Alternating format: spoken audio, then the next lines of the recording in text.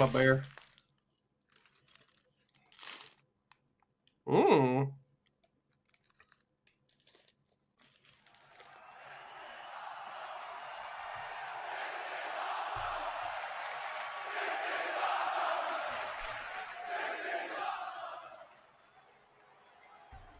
What really bothers me about Brock is just a couple of weeks ago, he was out for blood. It was personal to him. But he's already spilled my blood. In 2018, at WrestleMania 34, he busted my head wide open. Right here. Right here. One right here on the hairline, one across the top of my skull, and I bled all over New Orleans. He smashed my face to the point my children didn't even recognize me. My wife didn't want me in this business anymore. My father doubted me. My family was disappointed in me.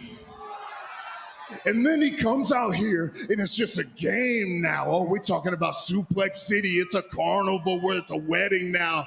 The titles are going to have babies. It's just a game. Okay, that's all good because the tribal chief changed the game.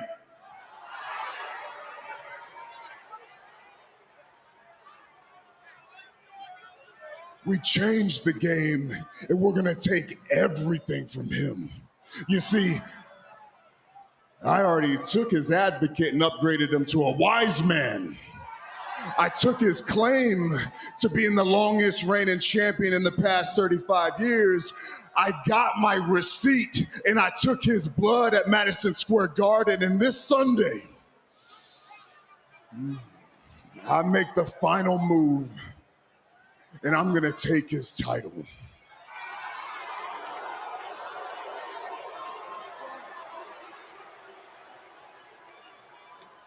And then, Brock,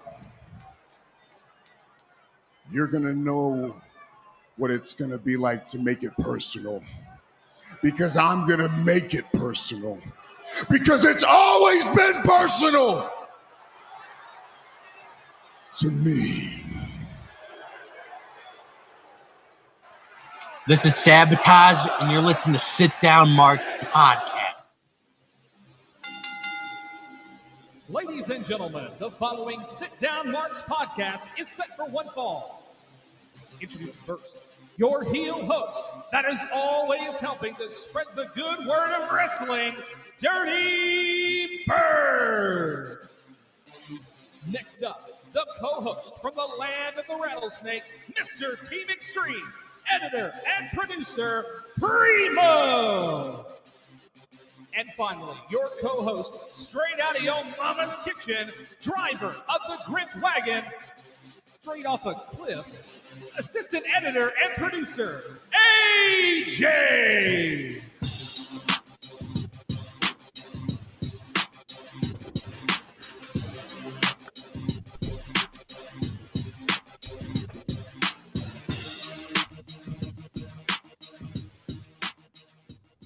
What's happening, my people? It is our time of year. Everyone come in, sit, gather around, wrestling friends, because it is WrestleMania week. Thank you guys for being here. It's the Sit Down Marks podcast, of course, episode number 57, the best kept secret in wrestling podcast. Thank you to TW Ward for that spot there, the voice of Memphis wrestling. Right off the bat, whose game is it? Primo's game, baby! 279 days combined as your two-time. That's two-time. Count them. 1, 2. Gonna keep it after WrestleMania. Gonna be more days of your reigning, defending, Sit Down Marks pay-per-view champion. You want to see it? You don't believe me?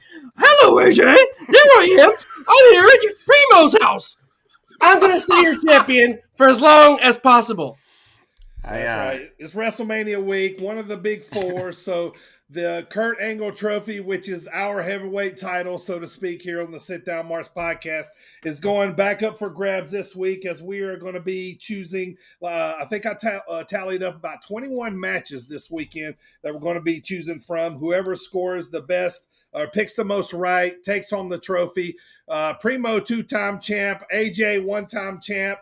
DB, 0-time champ. Aw. So we'll see what happens this weekend, but we'll be talking about that later on. But Your also, time I will want to come thank there, our. little guy. Your What's time that, will buddy? come. Don't worry, your time will come there. My time will come. Yeah. Or you could be Razor.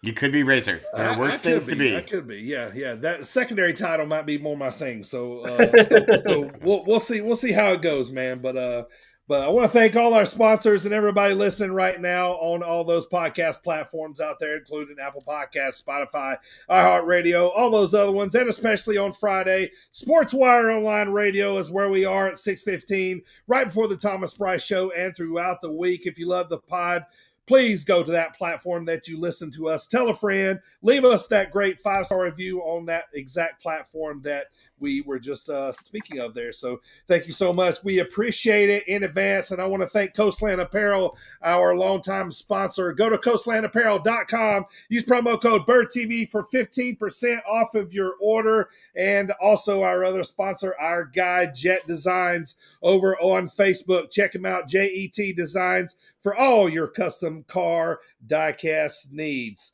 All right, so this is usually the time of day where we have the pop of the pod, boys. But, I think, the pop of the pod, it broke earlier today, right? So we had to bring in the pop machine. The pop machine broke. Yeah, it's out of order. So we're going to retire that old piece of shit, right? So what we're going to do is we're going to bring in the new pop of the pod jukebox. Every week, it's going to play a entrance music for us every week. Just going to spit one of those suckers out. Yeah, every week it's going to throw one at us, to make us remember those times. It's going to be from the past. It could be from the present. It could be one, on the indies that you might not know that you're going to hear yet on down the road. But you're going to know what it is when they hit. So let's dive in to the old Pop of the Pod jukebox for the first time. What you got for us here today?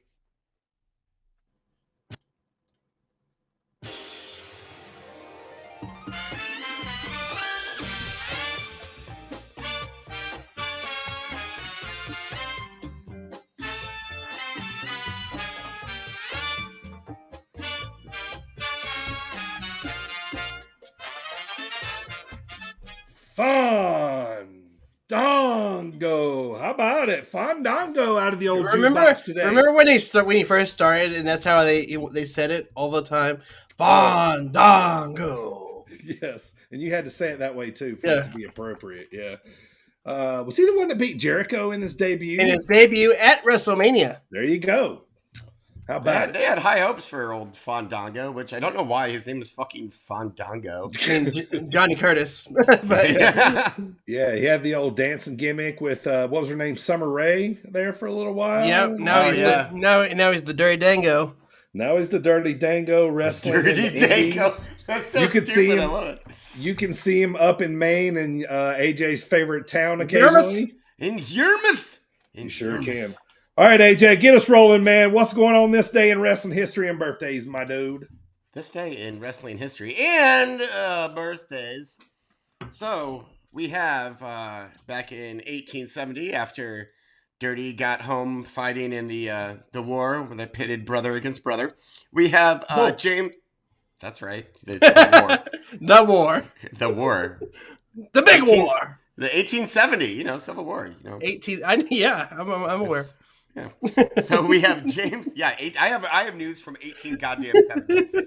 In 1870, on this day, which is March 30th, James H. McLaughlin begins his second reign as American collar and elbow champion in New York City by defeating Homer Lane. Collar and elbow champion. As the collar and elbow champion, Homer Lane had no fucking shot. Like, he's just, come on, Homer, go home. Anybody named Homer never really has a shot at anything. So no homers. Moving on to 1952, when Dirty Bird was churning the butter and raising barns with his fellow Mennonites. I don't fucking know. Lucky Simonovich defeats Al Spell Mennonites, AJ. with an M and an E. All right. Oh, right. Knights. Completely. He defeated Lucky. His name's Lucky. I tried to look up his real name, and it was just Lucky. Simonovich, that's right, defeats Al Kashi in Honolulu to win the Hawaii heavyweight title. Could be a distant relative of Masha Slamovich. How dare you even talk about the sweet Masha Slamovich? The bear fighter. Yes, I can't wait till she Yes. fights a goddamn bear. It's gonna be I'm gonna amazing. update you on that, guys, later too. I'm gonna tell you where to watch that. Good, because we're gonna watch it. So moving forward, I have other old timey ones, but 2 Dirty Bird old jokes is enough. I feel like. Woo! We're gonna move all the way to 1998 on WCW Monday Nitro. Chris Jericho beats Marty Jannetty, but who gives a shit about that? Because this is the famous, iconic Man of 1,004 yes. promo. One of my favorite promos of all time because it's hilarious. Arm drag, Arm drag. arm drag. bar, Arm lock. Arm 1,000 bar. There was no giant Punjabi prison match, and I can't say anything three times fast because there's a good indicator right there. What else do we have today? A whole bunch of WrestleMania matches. That's really like all of it was just WrestleMania matches. Sure. The most notable one I could find is 2010. After he won the Money in the Bank contract at WrestleMania 26, Jack Swagger, you of course know him now as 1, 2, all day. We the People. We The people. That's right. Fuck off, Jake Hagar. He always just looks like a goober. He's always just like, but he's a scary man. He cashed in his contract and beat Chris Jericho for the World Heavyweight Championship. Now he's Chris Jericho's lackey. Yes, now he is Chris Jericho's lackey. There's a little full circle there for you. Also, this day in 2015, AJ Lee wrestled her last match, teaming up with Paige and Naomi. Paige, yeah. Paige, hell! Hey, Chow. Who was apparently being lazy for not coming back. Like, shut the fuck up, you fucking marks. They beat Brie and Nikki Bella along with Natalia. On to birthdays. If I can find my birthday notes. Yeah, everybody's giving Paige shit because she's like, shut look, up. guys, everybody heals differently. Yeah. If Paige could wrestle, she would be wrestling. You know what I mean? Don't y'all Yes. think?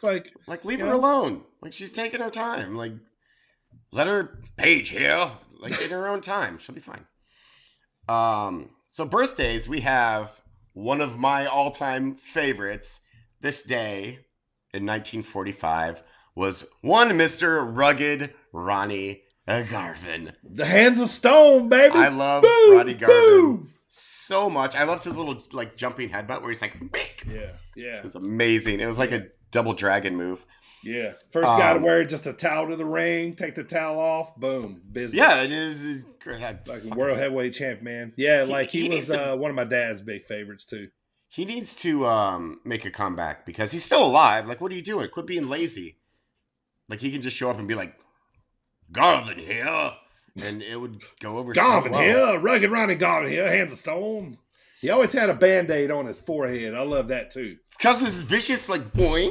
Like, his little jumping headbutts. Badass, man. Terrible. Yeah, hell yeah. Who else do we have today? We have one Mr. Mike Rotundo in 1958. You know him as IRS, of course. IRS. 1987, Trent Beretta. Very cool. Brett. And since we don't have a show on April 1st, I'm going to throw this out here right now. Thought he was way older than this, but on April 1st in 1980, we have one Mr. Randy Orton. Orton. Yeah. I hear voices in my head. Yeah. And Love you, Randy. that is this day in wrestling history. And Primo, you have one? Go ahead. You You fake I champ. do have one. Come What? on. I said I do have one. No. I didn't forget last year, and I Nope. won't forget this year. He knows because he knows what I'm about to say. I Uh-huh. hate you guys. April 1st. Happy birthday to our very own Dirty motherfucking Bird. Yay! You're welcome. You're welcome. Back Thank you for when- having me. Thanks for being here. Thanks for bringing it up. I It's your wasn't going to have birthday. one this year, but now you guys brought it up, so I might have one now. Well, you have to have one. Is it going to be the same day that it was the tournament and WrestleMania and everything? No, it's the Friday, isn't it? It's Friday, yeah, so. yeah, it's Friday, yeah. Yeah, He was excited. yeah, I was excited on that particular incident. Yeah. Birthday Friday. You know, hopefully the heels don't give me a heart attack Saturday night. Wrestling, you know, NXT during the day. Yeah, He means the Tar Heels for all those. Yeah, the Tar Heels, Yeah. Not the Not the heels. wrestling Hills. Yeah, sorry. Yeah, the Tar Heels. UNC Tar Heels. Yeah. You got yeah. big plans for So, Friday? You gonna no. make some biscuits from scratch like they did in California way? Or he's gonna Nothing gonna unbox turn some of butter those old hats from the Hat Factory. from the haberdashery. Sure am. I wait for my buddy to see if he can come pick me up in the old horse buggy. You know, Yeah. take me to the haberdashery. You gonna take your best gal to the ice cream social for your birthday? Yeah. My best gal or my wife? Which one? I have both. You know, Oh. it's Oh, Oh, just got him. kidding. It's a joke. Just kidding. Yeah, there we go. But thank you guys. Appreciate it, man. Yeah. Basically, I love it that my birthday falls around WrestleMania weekend because it's kind of like, do what you want to, right? I'm like, all right, cool. Leave me alone. Watch wrestling all weekend, So I'm looking forward to it. But thank you guys. Appreciate it. Absolutely. happy birthday, you young. Happy birthday Stallion. to you. Wait, was that a tag team? The young. No, wait, that was. Yeah, Wild Stallions. Wild Stallion. That was Bill and Ted. That's The Bill and Young Ted. Stallions were. They were a tag team. Well, now it's dirty. So, wrestling in the headlines. Today, Go on, I guess. yeah, we're done. I'm at March 30th. That's today for all you marks out there. There's nothing like a good news giggle. Nothing like a good news giggle. So let's get straight to it. Speaking of that, thanks H. On Stephen A's World last Friday night, Triple H himself officially announced not only about his recent bouts with illness and surgery and such, but he has officially announced his in-ring retirement from any sort of competition. However, he will be remaining backstage. What do you guys think about that? I mean, we all kind of knew it. I'm, personally, he's one of my favorites, and Oh yeah. he's a no pun intended, but he was a game changer for the business Nah! Sure. in the late '90s, early in the 2000s. So Yeah. It made me sad to hear that he had a defibrillator put in. right, And, because my dad had one too. He's had heart problems, so I know exactly what he's going through with that. But hey, one of the best heels ever, one of my favorites ever. Say what you want to, but this man made a living being a nasty guy, and he put over his WrestleMania record's 1 in 20 or Right. something, right? Yeah, Like, he has put the over- anti-streak. yeah, he put over. He did his job putting over faces on the big stage. So Yep. I mean, and he built NXT. Man, we can't forget about that. That was his baby, right? So yeah, how cool! Now is that, look man? at it.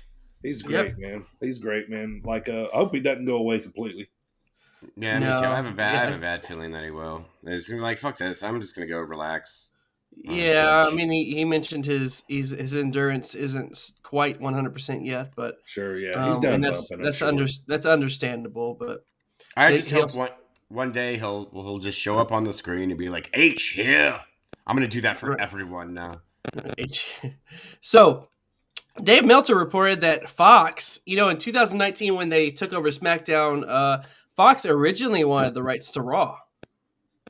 Why didn't they? Was USA just like fuck off? Like I'm not. They went into a bidding war, and apparently USA they bumped up their bidding. The bids got crazy, and they won out. But I bet they're regretting their decision now. yeah, Fox definitely, as of this moment, 3 years later, Fox got the better end of the deal. Yeah, I do. I also in that promo that was played at the intro of this show, Roman even mentions that Fox begged him to come save SmackDown.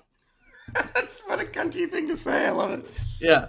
So Paul Heyman revealed on Figure 4 Online that he signed a long-term deal with WWE back in 2021. He's kept it under wraps. He said he didn't want to be one of those guys. You hear all the contracts extended and whatnot, whatever. He just said that all he'll say is it is a long-term deal, and it was something that he'd be stupid to refuse. This weekend in Dallas, WWE is going to host 45 current and former college athletes for tryouts. Yeah, it's kind of like their thing, man. They like to get those collegiate athletes, and train them up, And, put me in, coach. I'm ready. Yeah, NXT. So, yeah, I mean, I'm not surprised, man. We'll see who made it through here in about a week or so. I mean, they're going to Texas, so, that's the best athletes are coming from there. So, that is a dirty lie. That is not. I knew you were totally going there too. Oh man! So Friday night, fuck off with your Texas. Friday night is the Hall of Fame ceremony after SmackDown, and the latest Hall of Fame inductees are none other than the Steiner brothers. Oh, yeah! So pumped when I saw that. Are they going to let Scott talk? God, I hope so. I hope so. Oh, he's going to say something 33 and a third or mention and Rick's just going to bark a bunch of times. Yeah. This is great, man. Hell yeah.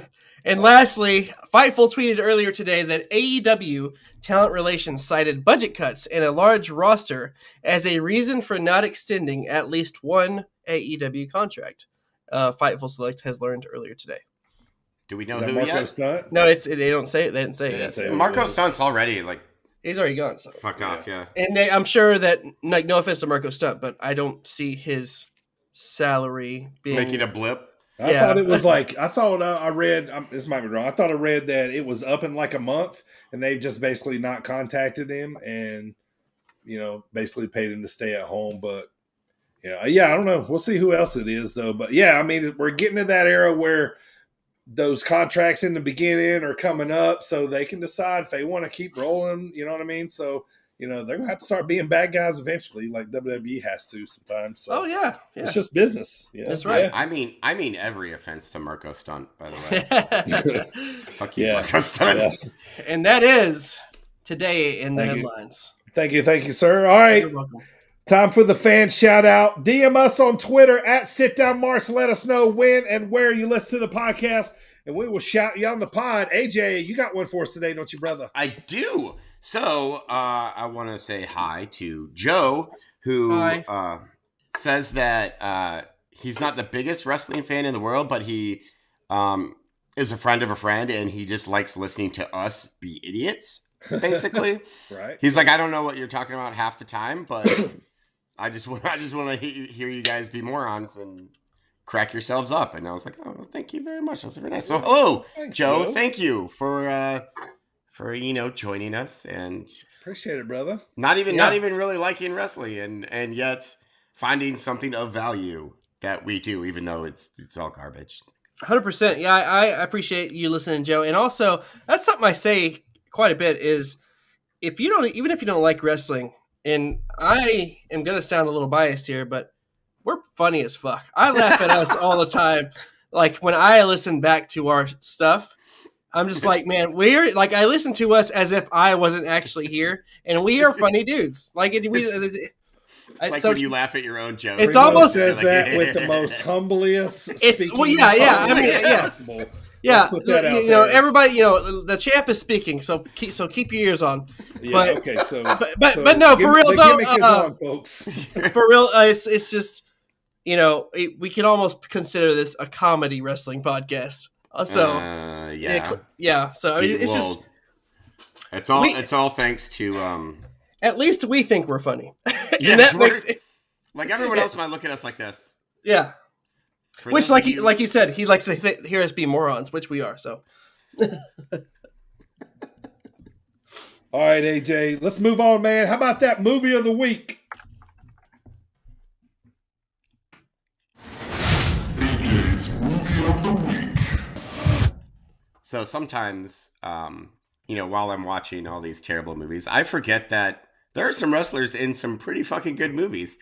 And Dave Bautista is one of those that has a pretty good track record. So, He does. He's got some fair ones, yeah. So I watched Dune. I want to say starring Dave Bautista, but he's only in it for like 10 minutes or something like that. But I was This one grasping up for the onto it. Oscars and all that. Not It won like 5 Oscars. Yeah, that's what I thought. No, it's fantastic, especially if you're I'm not the biggest sci-fi nerd in the world, but I've read the book and I saw the original movie. It was really good. And Dave Bautista plays, I think it's Raban is his name. He plays like the main bad guy's little henchman buddy. And it was fantastic. Like obviously Dave Bautista plays Dave Bautista. He's like, oh, let's steal the spice. If you don't know what Dune is about, that it's just the evil guys are trying to get spice, which is sand. It's fucking sand. They go to a desert planet to harvest, fucking sand. And Dave Bautista. Weirdest movies always get the biggest reviews, don't they? It seems in the Oscars and stuff. But it was great. I loved it. It was obviously, the first part of a 2-part movie. you named the one movie with Batista that I didn't see. So oh really? I just hadn't seen that one. I've always meant to go back and watch it, but it's good. I thought you were gonna say Man with the Iron Fists, Guardians of the Galaxy. He's in a bunch of blockbuster movies. I totally forgot about Man with the Iron Fist. He's also James Bond, one of those movies. He's also in Army of the Dead, which I refuse to ever talk about on this podcast. Yeah, I have watched it, and I will not talk about it ever. So this was a good movie review then. You liked was. This one. Yeah, I was like, nice. hey. Look at you! Look at you! You like what? I looked for another Hanna-Barbera fucking collaboration. See, now don't ruin. You've already watched all the it. Scooby I know. Doo's, Jetsons, and Yeah. Flintstones. I got the trilogy, and Yeah. so I was like, I'm gonna go with the good movie. So I went with Dune. Everyone go watch it. It's good. A little slow, a little long, but if you're a nerd, it's fan-fucking-tastic. I loved it. All right, well done there, AJ. All right, it's time to talk about what we're going to talk about. Today is our pre-WrestleMania pod, so we're going to look at that card. And also this week we're going to debate HBK versus Undertaker from WrestleMania 26, which was the rematch from the week from the year after the big match that they had. So we're going to debate that as one of our top WrestleMania matches. And we're going to be drafting here through our virtual promotions today. We're going to be drafting champions to add to our virtual promotions. And as promised, we promised you 5 interviews in March. Well, today is number 5. This week's interview to round out March is a prominent wrestler all across the USA right now. He wrestles in Iron Spirit Pro, AAW, Gali Lucha, and many more. This week's interview is Sabotage, Sean Logan. Don't miss this. He is doing a lot of cool things already in his young career. You're going to love his aspect. This kid's attitude towards wrestling is just everything you think it should be at his age. You guys are really going to love this one, man. He is just I'm expecting big things for this kid. So I'm excited we was able to talk to him and kind of pick his brain and see what he's doing right now. So, a real student of the game, man, and really excited for you guys to hear this one. So yeah, like I said, man, doing a lot of cool things. So we've got a lot to talk about here, man. So let's get this thing rolling, Primo. Let's get it. This is Levi Cooper. Hey, this is Buck Nasty, Bucky Collins. This is Big B. What's up, bozos? This is Trevor Outlaw, and you're listening. You're listening. You're listening to the Sit Down Marks. Sit Down Marks. Sit Down Marks. And you're listening to the Sit Down Marks podcast with DB, Primo, and AJ. All right, time for that weekly recap. Let's start with some indies. Last Saturday, I headed out to Paris, Illinois. I watched a little promotion out there called New Wave Pro Wrestling. They usually run over in Terre Haute, Indiana. They come across over here to Illinois. it was a great card, man. Myron Reed was on that card. Oh, cool. Don't Die Miles was the champion there. He defended against Anakin Murphy, a guy that me and AJ seen wrestle a lot. So that was really good. They put on a really excellent card there. Had a good crowd. It was really cool, man. A lot of good tag team matches. Victor Analog was there as well, so enjoyed that. I found a new guy. I always like finding new guys on the indie scene, right? To kind of watch, you know. And there ain't a lot of good managers out there in the indies. I mean, there's a lot of good managers on the indies. There ain't a lot of managers, period, in the indies. You know what I'm saying? It's just, you know, it's kind of an older, you know, thing that's, you know, not, you know, carried as much, you know, ain't a lot of indie managers. But I found this guy called Dude Baddington. You guys should check him out, man. He one of the best hype men managers I've ever seen. This kid did a hell of a job. He had me and my buddy Aaron going crazy, just laughing at him, man. It was a great time, man. We had a good time out there. So yeah, go check him out, man. I'm going to be checking those guys out again. So, but say his name again. I believe it was Dude Baddington. I believe was his name. So. But you're going to love it, man. He's a really cool manager, and looks like he's probably going to get in some wrestling too. So, but let's talk about the show we're going to be sponsoring this weekend down in WrestleMania weekend this Friday for $5 on the live stream. You can watch Cover All Bases presented by Zawa Live Wrestling, sponsored by the Sit Down Marks. This show is Friday, April 1st, 6 o'clock Central local time, so 7 o'clock Eastern. They got a big card out there. The main event is Bucky versus Gary J. How about that, guys? Two former guests on the pod in the main event of a sponsored podcast that show that we're doing. It's going to be a big show out there, man. If you're in the Arlington, Texas area, man, go check out this show. It's going to be a big show out there, man. Excited to see what all happens out there. Hart and Bauer's defending the title. Country Air is going to be there. A lot of good wrestling. Blair Onyx is going to be there. I think she's going to be wrestling against Missa Kate, who I saw at New Way Pro this weekend too. Big fan of hers too, man. A really great women's wrestler. So, and then also too, guys, I'm glad, you know, that Ring of Honor did, allegedly dissipate, but, you know, and Khan bought the rights to it. But one of my favorite things about my birthday and Mania weekend was always the ROH Supercard. And they're putting that on Friday. It's always been a very, very big banging card every year. This year's one of the big featured match is FTR versus slipping my mind right now. Briscoes. FTR versus the Briscoes. So I'm excited to watch that one, man. It's going to be a really cool card. We got WrestleCon going on this weekend, so tons of indie shows on Fight, tons of things going on this weekend. So let's move on, man. We got a lot more to talk about here, AJ. Before we get to WWE, let's talk about Dynamite and Rampage here, man. What happened last week at AEW? There's some wrestling. Moving on. Okay, cool. All right, so in WWE we had... So, let's start with Dynamite. A few things I want to talk about. One, I want your guys' take on this because it was CM Punk versus Dax Harwood. Yeah. Fantastic match. It was like an old school, like feeling each other off. I talk for a living. So they're in the ring, they're jerking each other off, and you're like, where is this going, guys? Where's the psychology in this? I know where it usually goes. Yeah, just Happy Town. Yeah. Anyways, so this is Punk's first appearance since his match with MJF, the whole dog collar match. And it was great. Like I said, good old school wrestling match, and crowd loved every bit of it, especially Punk, because it was his first, like, the return of Punk. He's only been gone for like 2 weeks. Punk gets the win. But here's what I'm worried about. I love this match, by the way. I did too. It was fantastic. Yeah. And did you guys notice that Dax Harwood wrestled like a babyface a little bit? Is there some sort of face turn coming for FTR? Because, God damn it, I hope not. They're the best heel team in the world.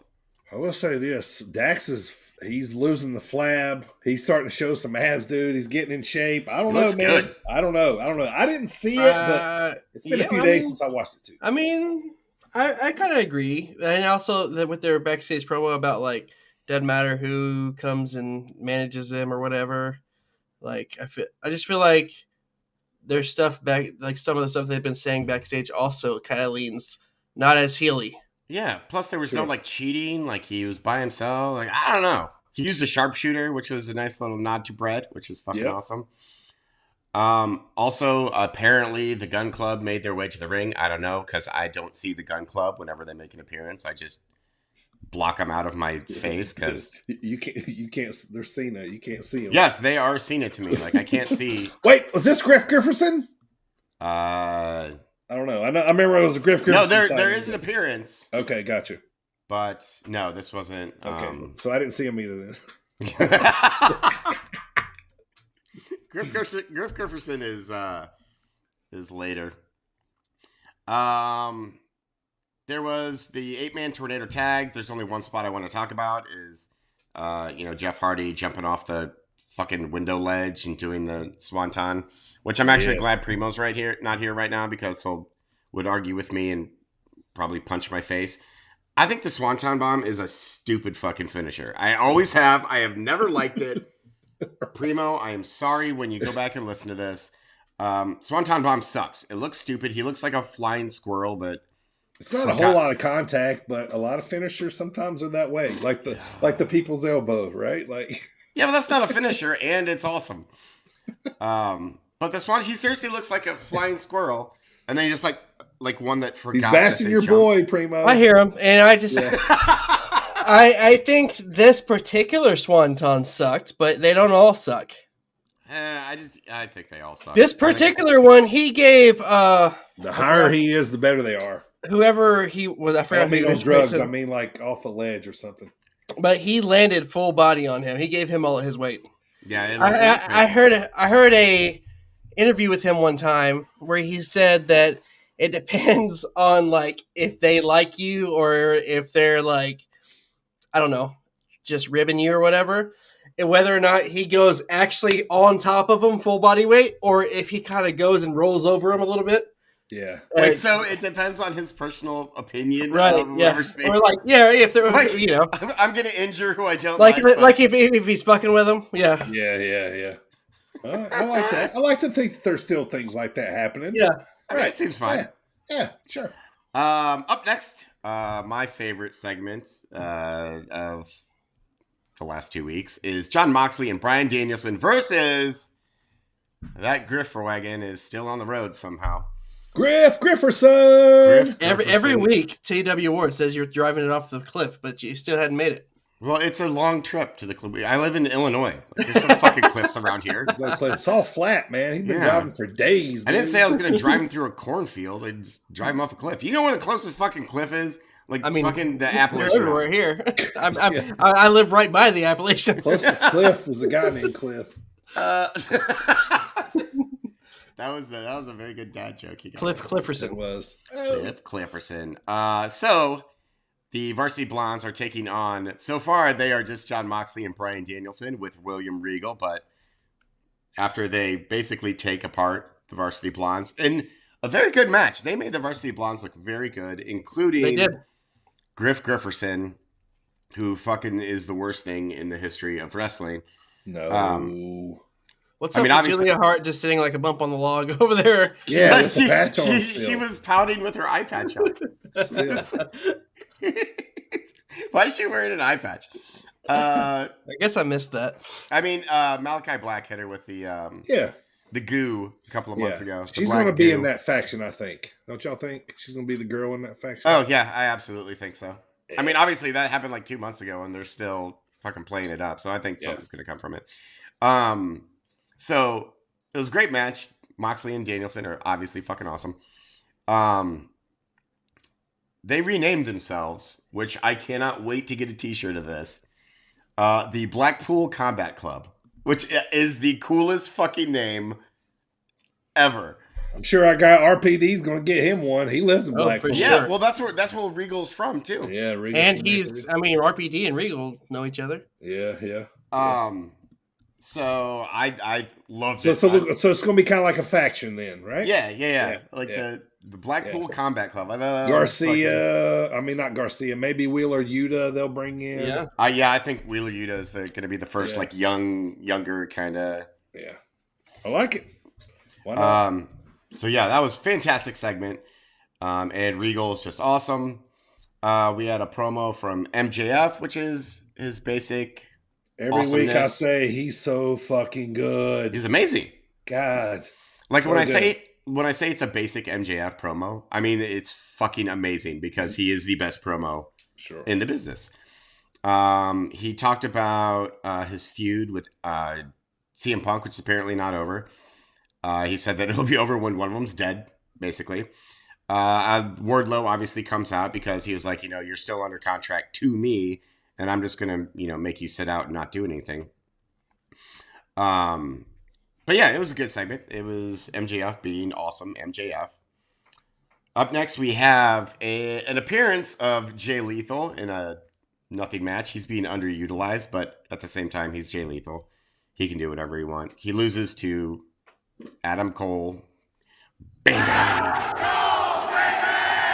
Yep. I think, and then he loses on Rampage too, or he lost on Rampage to Adam Cole. One of the two. Anyway. Well, yeah, he cut that promo. I think we got a little machismo. Like he started putting the finger in the air. He's stopping and doing a little bit. Well, yeah. His promo was that there's a change that needs to be made. I think It's something it's just not enough. It's not enough right now. I think He needs the black machismo. Ooh yeah. He would win our macho offs if he had 100%. He's the best macho and nature boy.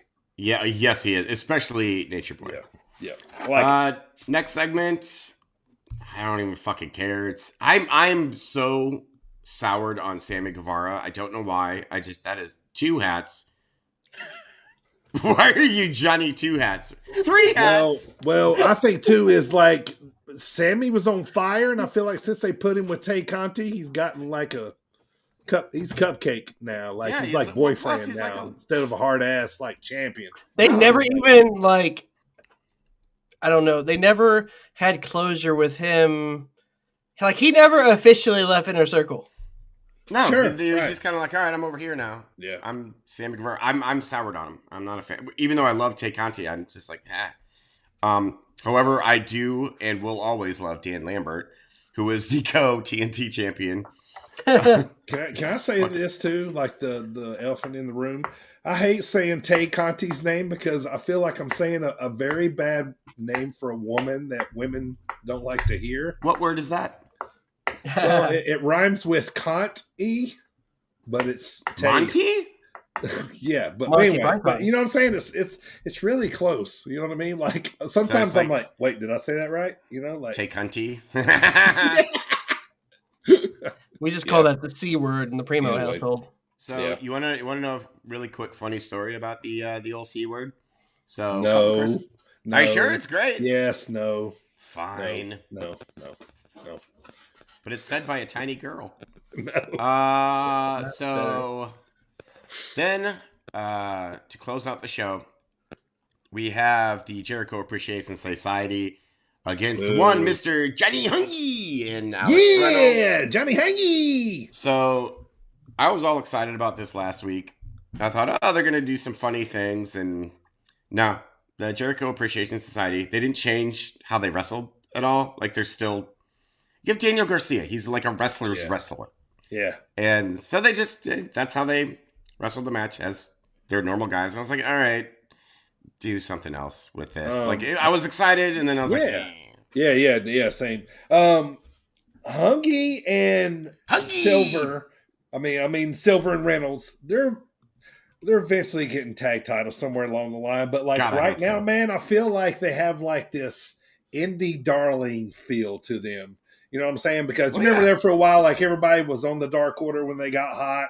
You know, everybody, were, and then, Brody passed, and then everybody was really on their, on their side, and they were winning, some decent amounts and stuff. And, probably like over maybe like the last like 2 months, they've kind of soured out. They haven't been a big group together as much. When's the last time you seen Evil? Like all of them together, right? It's been when they saved him. Yeah. Or when they had their little spat backstage. That's right. Yeah. So I feel like they're kind of the two most popular of the group right now, and I'm kind of liking it, man. Because I love Johnny Hungy so much. Yeah, and I like Reynolds too. Hey, he's the Jannetty to me, like kind of basic, but I like him because he's like he looks like what every wrestler looks like to me. But we're members, but. Anyway, Michael, you shut up over there in the comments. Quit. You don't get to say "I told you so" yet. I'm going to give it a little more time, then you can say "I told you so." So we're going to move on to Rampage really fast. Sir Murder Hawk. Sir Murder Hawk is back. Sir Lance Arthur taking on an ageless Dustin Rhodes. Still looks fantastic. 2 Texans.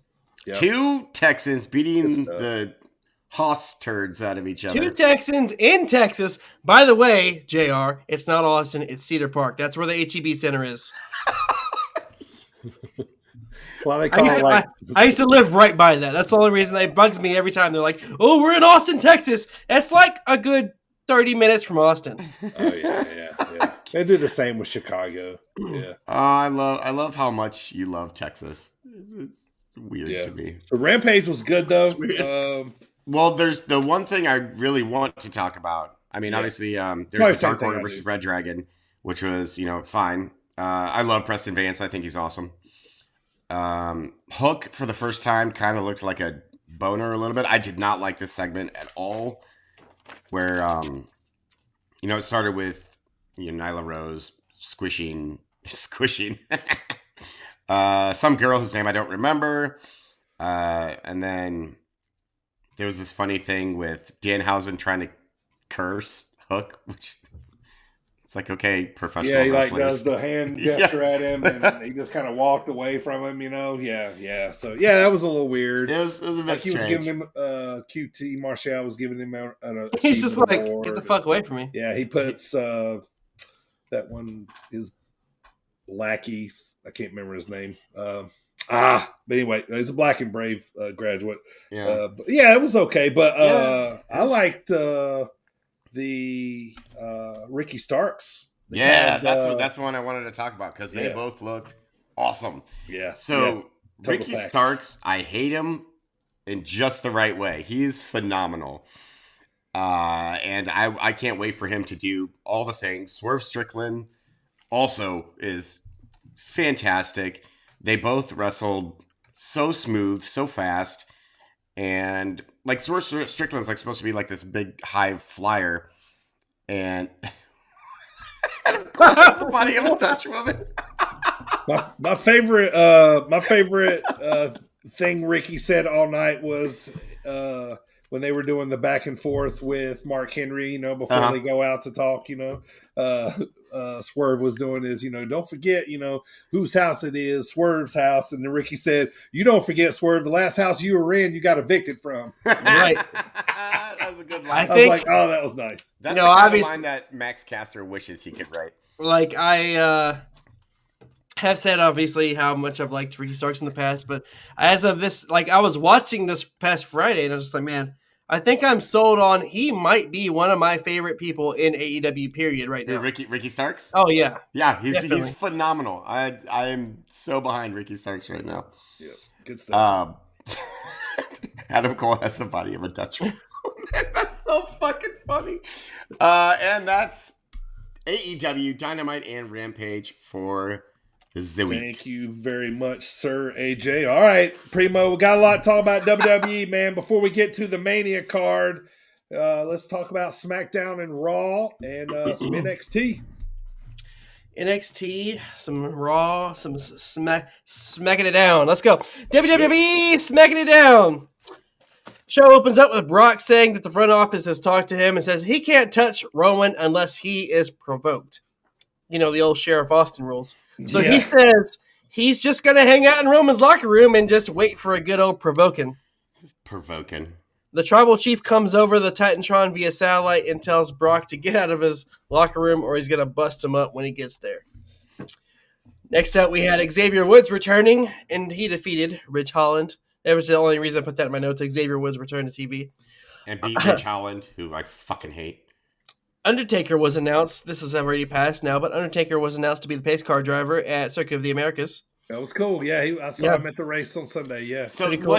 what is that for us non-race So people? in NASCAR, you have a pace car guy, right? Okay. And Yeah. you can explain it, Dirty. Well, he was the Grand Marshal. He was the pace car driver. Yeah, he was a pace car driver. Yeah. So Circuit of the Americas COTA is a road course, which is not your traditional, NASCAR type track, just turning left. It has right turns and, all throughout.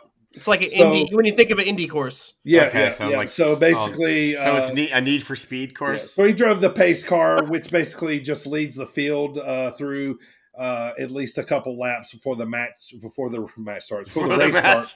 And then once the race starts, he veers off, and then the drivers go to the green flag to start the race. So he basically just got to start the NASCAR race. But he was there talking. He was on pit row.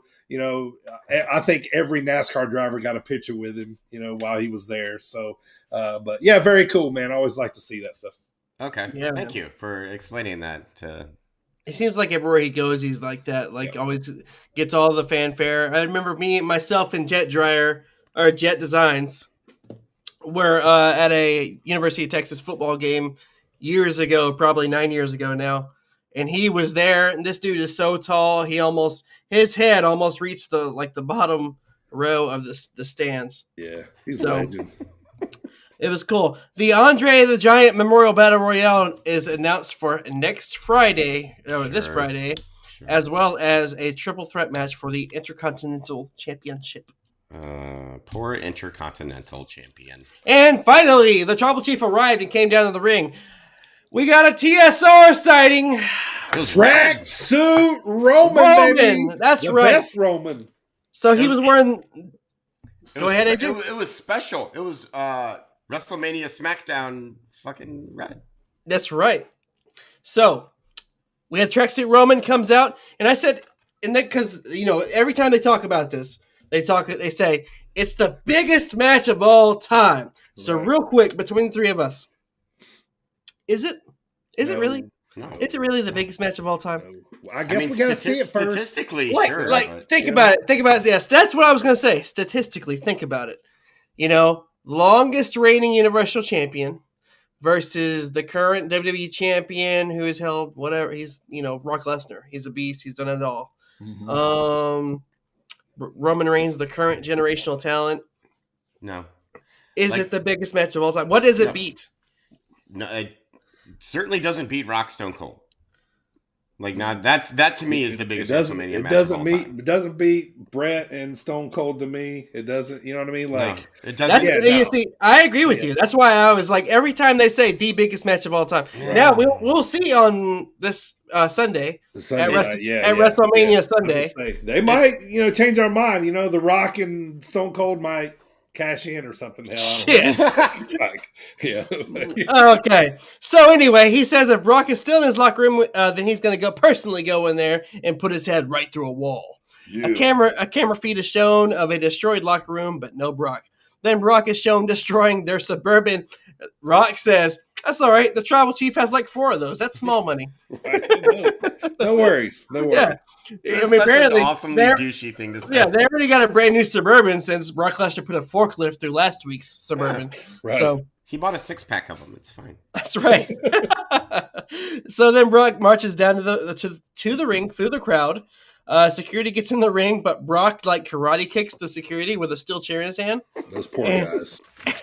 I was telling my wife this when I watched it. I was like, imagine being those security guys looking up, and you just see this beast of a man launching himself at you. Yeah. Here comes a boot.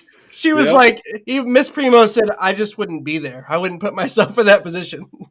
No. So, but then the Bloodline does the smart thing and retreats. Then Roman comes over the screen and tells Brock that at WrestleMania, Brock will acknowledge him. This is very important. He says Brock will acknowledge him as the undisputed WWE Universal Champion. Now that is verbatim, that title. So they're just combining them then? Well, that's what I want to get to, because we're going to get to Raw here now. And at Raw, Brock Lesnar opens up the special WrestleMania edition. They call it WrestleMania Edition Raw, WrestleMania Raw, whatever. Yep. They showed the replay of Friday, and they edited it to where Roman Reigns only said in the edited version, undisputed Universal Champion. They took out the WWE part. Gotcha. That leads me to believe, which I hope is not true, that they'll keep the Universal Championship. Yeah. I So- hated this episode of Raw, by the way. So Brock just gives a quick promo about his upcoming matchup. It wasn't anything, just a woo, howdy, boy, howdy, I'm going to WrestleMania, blah, blah, blah. I agree with Michael. Like he said I think it was Michael. He said last week where Brock Lesnar has developed this real country accent.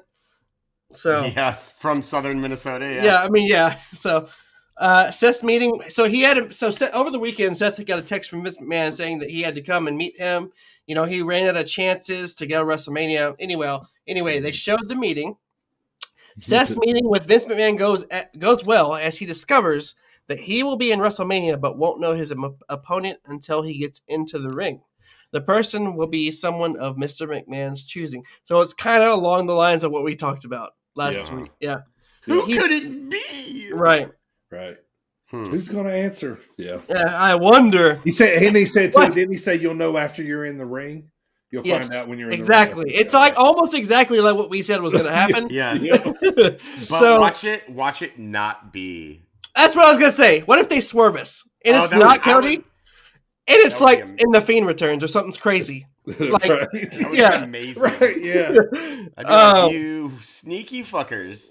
they're like, yeah, we had you in the palm of our hand. And that's whenever they're able to pull that off every once in a blue moon, that's whenever they get me back as a fan. Because, Yeah. you know, being as into it as we are and as old as we are now and able to read into things, it's hard to be surprised. It is. Uh-huh. It is. That would Yeah. definitely be a Yep. fucking Yeah. surprise. And I would fucking go nuts if it was someone Right. other than fucking Cody Rhodes, because it would be so funny, and it'd basically be Vince McMahon being like, "Haha, you fucking nerds." Right. That would make me laugh. We had another TSR sighting on Raw, as AJ mentioned. The Bloodline red. arrived. He had red TSR, red tracksuit suit Roman. He says the only thing he hasn't done is slay the beast at WrestleMania. Then he gives a pretty damn good promo about how he's going to beat Brock, as you heard at the top of the podcast. Finally on Raw, they played a freaking... Now, I've seen everything there is to see about Stone Cold Steve Austin. And it never gets old to me. I love watching everything about him. They played a freaking awesome video package of Stone Cold. It always gets me hyped. It gets me hyped every single time. By the way, when Roman was giving his promo, they were wetting him, and he said, "You people are gonna stop wetting." Yeah. Yeah, I love I'm that gonna come he acknowledged smash it. every one of you. Yeah, Yeah. that was funny. That made me laugh a little bit Yeah. because Stone Cold, when he was on Pat McAfee, and they talked about the "what" chant, he was like, "Hell no," because Stone Cold still loves it, right? He made it. You know, there were rumors that he hated it, but he actually likes it, and he says, if you aren't good enough to get past the "what" chant, then you know what good are you? So Very, very clever. That's pretty cool that he said that. Because I personally hate the "what" chant. right, it does get on people's nerves, but he has a good point. If you can't get past it, or if you can't change your cadence, you know. Yeah, Then- that's really cool that he said that. So, and lastly, it gets me hyped, and KO comes out and says the tribute that he did last week was better. And that was basically Raw. There were some other things, but those were the highlights. We'll get to NXT here. I got 3 big highlights. Number one,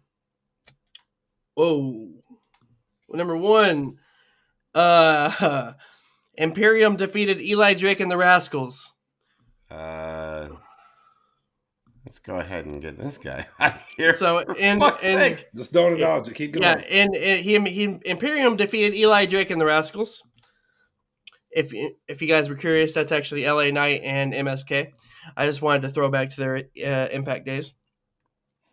Dolph Ziggler, basically, in my opinion, Dolph Ziggler is awesome, and he is exactly the champion that NXT needed, period, point blank. He elevates the product. Dolph Ziggler's just awesome. And lastly, they had the triple threat match for the final participant to be in the North American Championship match at Stand Deliver, and Cameron Grimes defeated A-Kid and Roger Strong. So he will be the final participant in that North American ladder match at Stand and Deliver in Dallas on Saturday. So, a few things I want to say too. I messed up there. Ricochet, like he's like 0-4 since losing the belt already. Like, what are we doing here, man? Like, you seen me since winning the belt? Yes, since winning the belt. I don't know. Not surprised, but geez. But it did make me smile to see Kevin Owens have his Mania shirt on. Yeah, that was pretty funny. Yeah, it was pretty funny. But so where was Ronda Rousey? Why? How come like half the people that have matches at Mania weren't even featured on Raw? Right. Like where's Rousey? Well, Ronda was on SmackDown, which she shouldn't be talking anyway. Honestly. No, like, she should be quiet until Mania. None of her stuff has gotten over it all, you know. But yeah, she was on SmackDown, but I don't know. I mean, I don't think they need to do anything more to that anyway. But yeah, that was the only thing I wanted to say was KO's Mania shirt, and I like that shirt. Yep. So let's get to after NXT recap, let's get to the Stand and Deliver card for Saturday.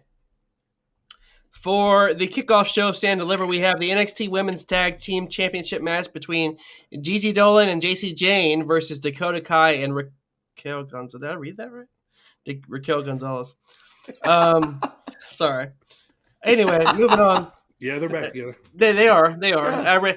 I had a brain situation there. I forgot they were back together. So Index, Indy Hartwell, Dexter Lumis, and Duja, as they're calling themselves, which is Duke Hudson and Persia Pirotta, they're going to have a showdown.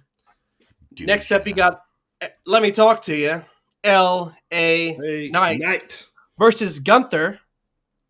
Okay. Something I didn't talk about on NXT was Tommaso Ciampa's little promo, but we have Tommaso Ciampa versus Tony D'Angelo.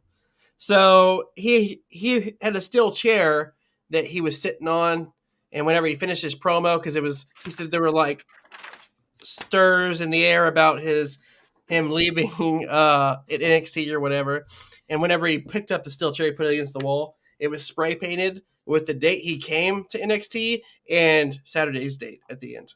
Is he getting called up? Is that what I believe so. Here? I think so. I would assume so. Like, no, I think him and LA should both get called up. Honestly, LA Knight should have been called up.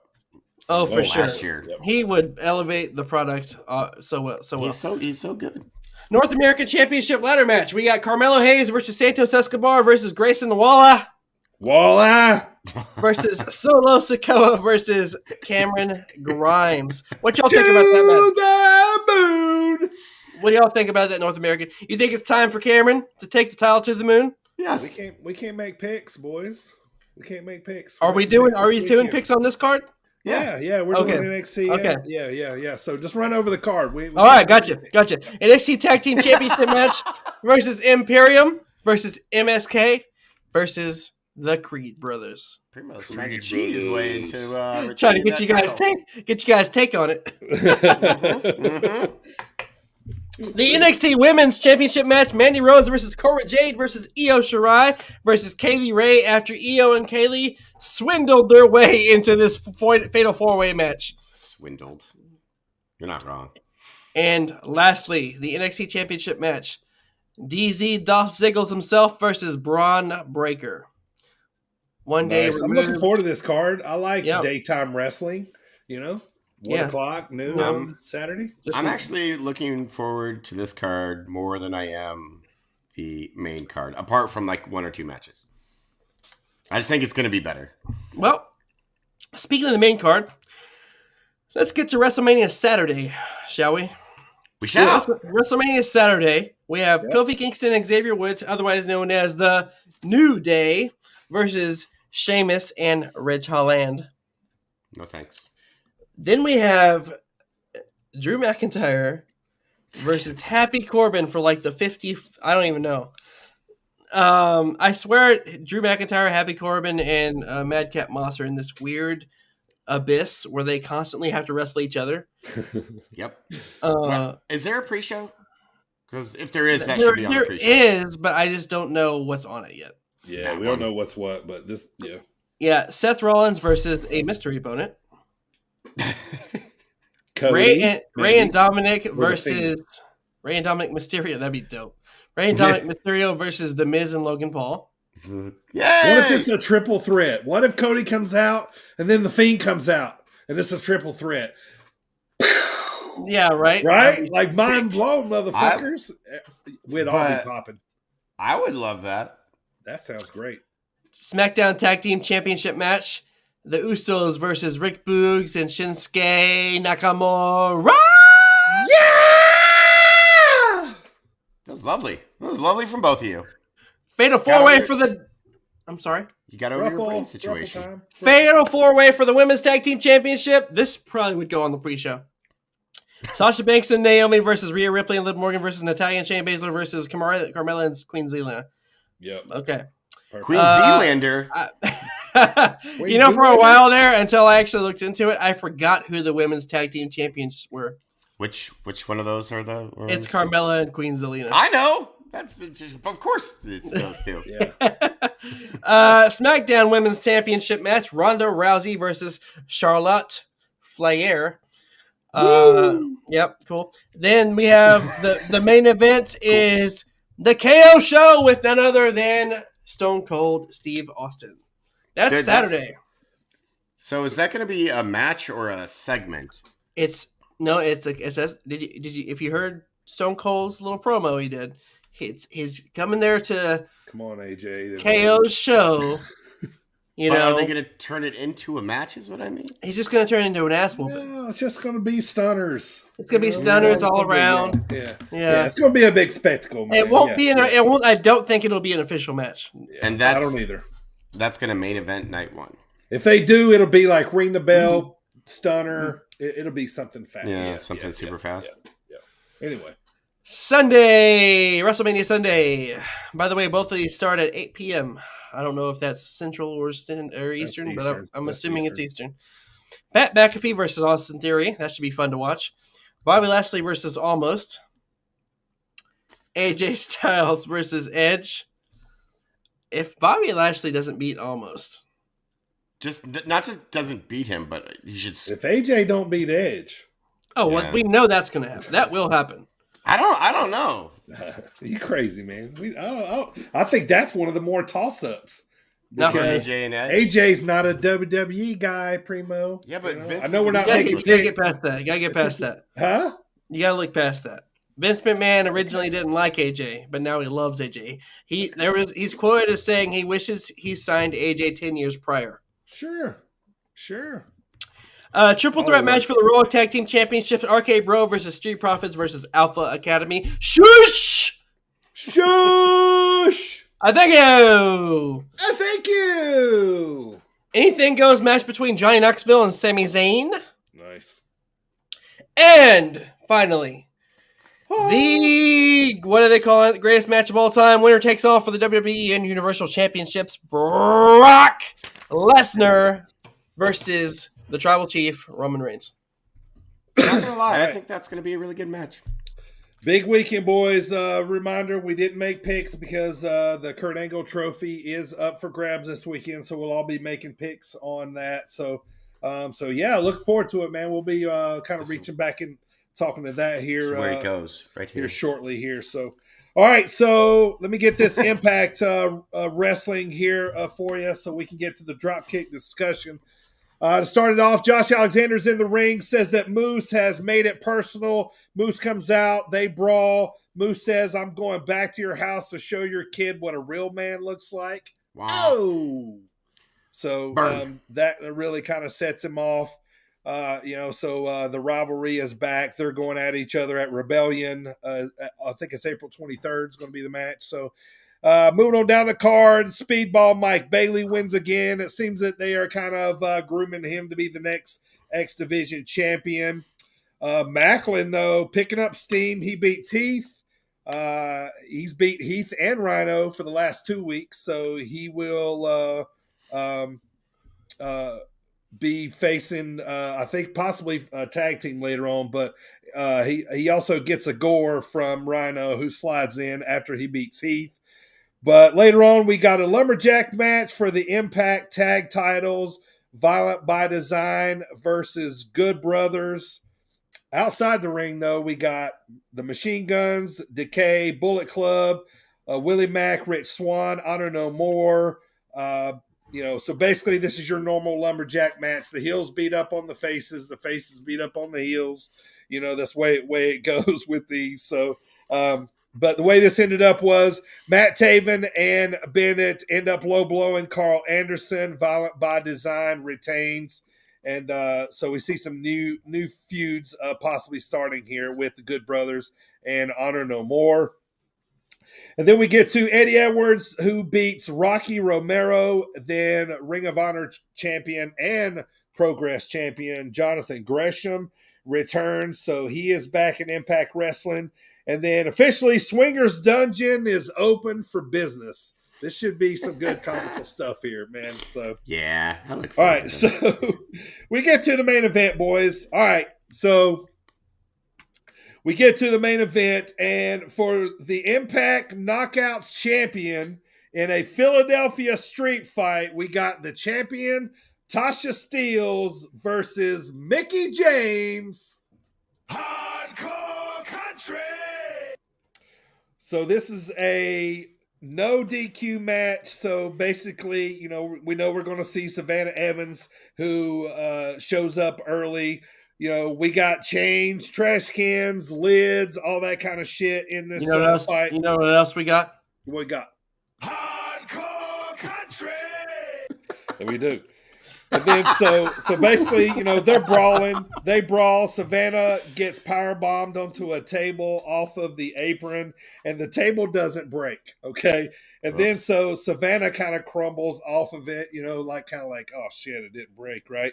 And then so next spot on the very same table, Tasha hits Mickie off the apron. Mickie jumps onto the same table, and the damn table doesn't break again. So, Jesus. Yeah, so Nikki crumbles off. Getting to the finish, though, Savannah and Tasha are using a steel chair on Mickie. Then Chelsea Green comes in for the save, we think, with a chair in her hand. So she's instead of using the chair, she sits in the chair and watches them destroy Mickie. Now, this is her heel turn here. Obviously, she gets up. Mickie gets up, slaps Chelsea. They brawl for a hot second. Why didn't you help me? Why did you let them do that to me? And then out of nowhere comes Matt Cardona. He gives the radio silence, also called the Rough Rider from back in WWE days, onto Mickie. Chelsea clubs her with her cast that she's been wearing for a little while now. And then the show goes off.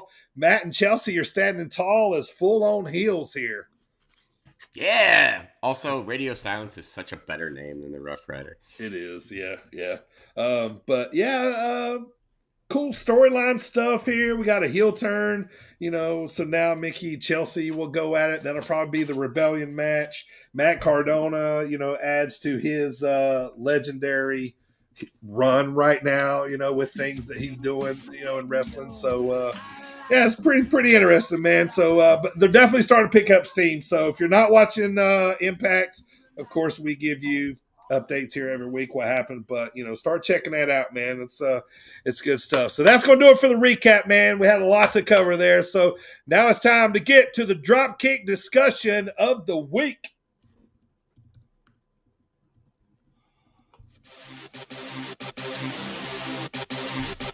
This is Levi Cooper. Hey, this is Buck Nasty, Bucky Collins. This is Big Beef. What's up, bozos? This is Trevor Outlaw, and you're listening And You're listening to the Sit Down Marks. Sit Down Marks. Sit Down Marks. and you're listening to the Sit Down Marks podcast with DB, Primo, and Aging. All right, the Dropkick discussion of the week. This week, it's the last one of March, boys. We've been covering famous WrestleMania matches, and this one right here is no different. This is HBK versus The Undertaker from WrestleMania 26. This is the rematch, March 28, 2010, at the Arizona Cardinals Stadium in Glendale, Arizona. Roughly 72,000 people there for this big, huge main event. Pay-per-view buys were roughly under a million, and this was dubbed the Streak versus the Career once again. So could get so this one was really interesting. This was, like I said, the rematch from the year before. Taker had beat Shawn at Mania 25 to go 17-0. He was looking to go 18-0 here. This was a big storyline that showed basically Shawn would stop at nothing to get this rematch. He felt that he made one mistake in that first match and that all he had to do was just not make that mistake in the second match and he could beat him. Well, Taker would end up granting him the rematch on the stipulation that if Undertaker beat him again, he would have to retire. Shawn accepts. We got a match at WrestleMania, main event. Another great intro video to the match right before, telling the story of the year-long rivalry of Shawn, saying, the year of the match before, that he was perfect. He had only made one mistake, and The Undertaker capitalized on that mistake. So, all right, so, I mean, right here, these entrances, Shawn comes in, famous entrance. Shawn's 45 years old here. I think Taker is too. So, that surprises me. Yeah, it's crazy. So the crowd is already set through 9 matches going into this match. So they're a little lull to start here. And, a little grim. So Taker's gong hits. You hear a small roar from the crowd. It's kind of like, But yay, 10-minute intro. So, or the main event starting. I don't know. But either way. So Taker's gong hits. You hear a small roar. And Taker enters through the floor of the stage as a laser light shines on top of him. The legendary music plays. Fire, smoke covers the entrance ramp. Undertaker's entrance was right at 4 minutes from the time the gong hit to when the bell started. So not too bad. This actually wasn't that long, yeah. Yeah, right. 3:58. I mean, it was sprinting by Taker's standards. I always like to record to see where he's at on this particular 3:58 is when I clocked it out. There you go. Yeah, so we're right at it. So they go face to face. Shawn gives Taker the throat slash, and it looks like it pisses Taker off before the bell even starts. So, all right, boys, we're about to ring the bell and get this match started, man. So tell me, reactions, what you've seen here on entrances up to the bell ringing. Primo? So, like you mentioned, career versus streak. So, it's just, we'll get to it, but HBK's career versus the so famous streak. My favorite part of the promo video, though, is all of HBK's career highlights that they threw in there. And I just wrote down specifically for us here on the Sit Down Marks podcast, we should do an HBK month for a Dropkick discussion. We're a month of his best matches. Sure, plenty of I would love that. Do you prefer hooded Undertaker or hat Undertaker? Hat Undertaker, same, yes.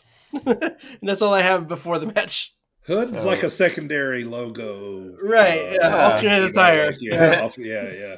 So I have, well, first the dome looks cool. Like when they're flying with the helicopter over it and you see down, I'm like, that's a really cool shot. My boy Matt Stryker is on commentary. He will annoy me with tears. Yep. Forgot to say that. Cole, Lawler, and Stryker. Yeah. I love during the video package, which WWE still does the best. I love the Bravehearty type music that they were playing throughout the whole thing. Give a real sense of gravity to it. Yep. And it really was. It was an amazing build. This is them doing storytelling at their finest. And you get the sense that there's real stakes involved because, it's the streak versus career. And these two absolute legends. And I know that this is going to be kind of a hot take. And before you guys start yelling at me, I know how iconic Shawn Michaels' entrance music is. It is. It's iconic. It's one of the most well-known of all time. It fucking sucks. Like, his entrance music is terrible. Why? Because he sings it? Is that why? And it's just dumb. Like, it's just dumb. I think I'm cute. I know I'm sexy. I think it's era specific, and it got so iconic that he had to keep it, right? Okay, I'll agree with that statement. Like, he kind of backed that himself song into a kind of corner. made him. And Like, he knows like he's not a sexy boy anymore, okay? Right. I'm not your boy, toy. Yeah. However, okay, I get it. It is Some iconic. say Sean's overrated. That's absurd. Wait, who said Sean's jet? Yeah, that's overrated. Just, anyway, that is just all right. empirically false. It is. What else do I have for this? Oh, the Taker sprints to the ring because again, it's like 3:58, and yeah, that's what I got for the entrance. Okay. Before all right. So bell starts. Yeah. So. Yo.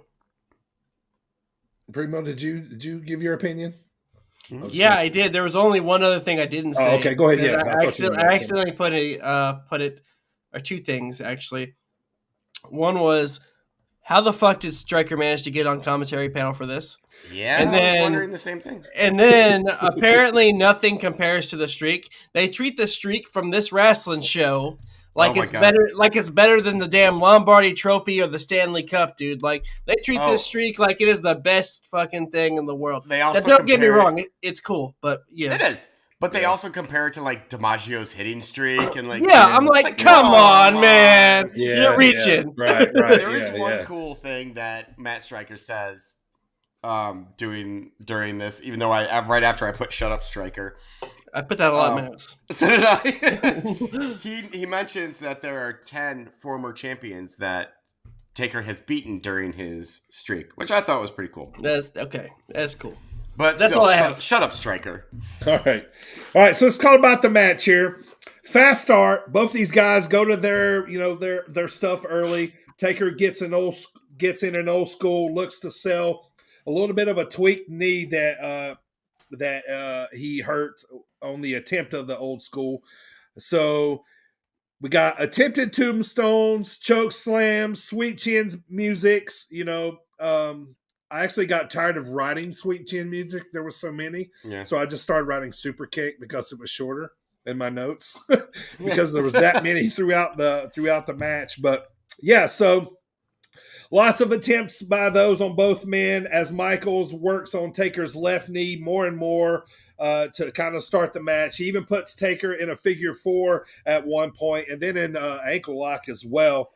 So the action starts to spill outside. Undertaker gives Shawn a tombstone pile driver outside the ring. Shawn kicks out of a pin attempt back inside. So Shawn misses an elbow off the top rope and then gets caught in a Hell's Gate.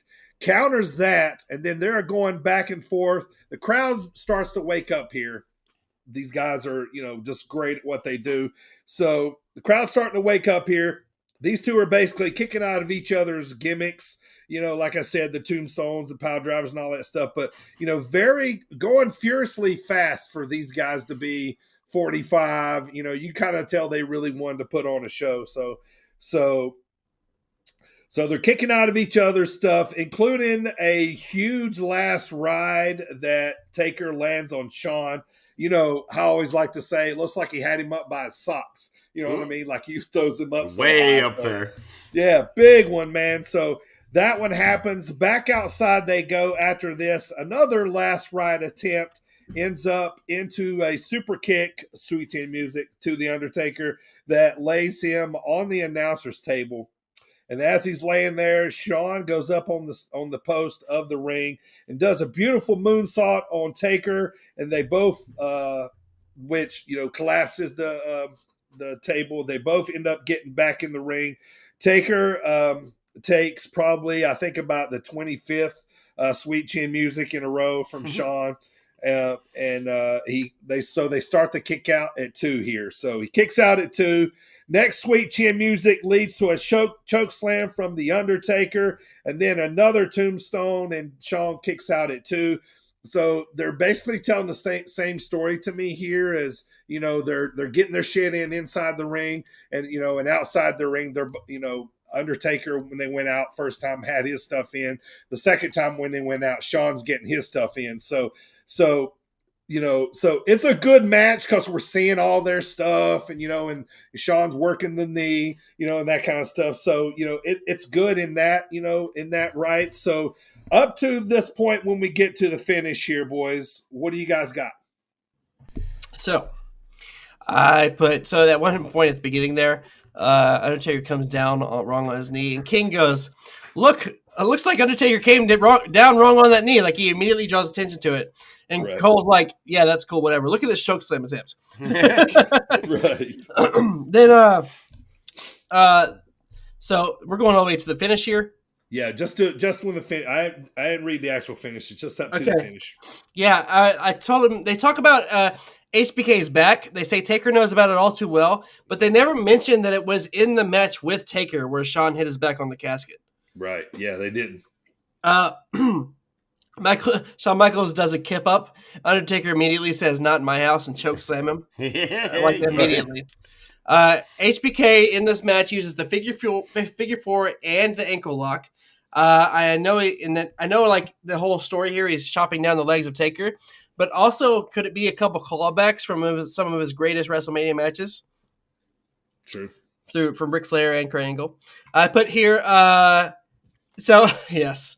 One of the many times I said "shut up, Striker," because he said, "I've been locked in this hold," and just anytime Shut up, Striker. Striker said, "I've had this happen to me," or "I've been locked in this hold," I put "shut up, Striker." Stop making it about you. It has nothing to do with you. The Tombstone is honestly got to be one of the best finishes to receive. It doesn't actually hurt, and you get to just lay there afterwards. Yeah, Right. but at the same time, you spend a little bit of time with a nose in your gooch. Which, Yeah, I mean, just for a little bit, get a sniff, a little Funk Factory. Just a quick. Yep. Just a quick. a little gooch sniff, and you're on your way. And then they said, so Shawn Michaels comes down for the elbow drop, and Undertaker blocks with his legs, his knees, or his shins. And they said that it would hurt his legs. I put, why would blocking an elbow drop with one of the hardest bones in your body hurt your legs? You're supposed to be a teacher, Matt Striker. Shut up. And Striker has also been in the Hell's Gate. Shut up. The guy clapping at the barricade, right there, he's like clapping the barricade when HBK was tuning up the band, had me laughing. The last ride was almost as high as the one he gave Matt Hardy in Royal Rumble. Yes. Yeah. Thought of that same one. Yeah. I asked, why were the Spanish announcers switched during this particular WrestleMania? Because usually the Spanish announcers on the left.